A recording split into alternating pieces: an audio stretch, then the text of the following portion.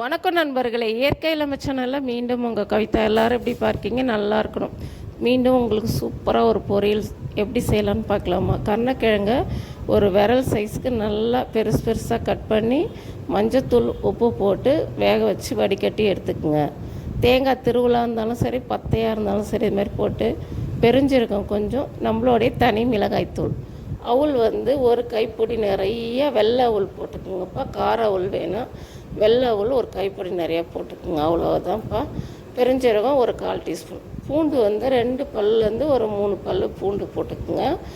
வெள்ளை அவுள், அவ்வளோதான். இது எல்லாமே மிக்சியில் நல்லா மழை அரைச்சிங்கன்னா, ஏன்னா அவுள் போட்டிருக்கோம், தேங்காய் போட்டிருக்கோம், திப்பி தான் வரும்.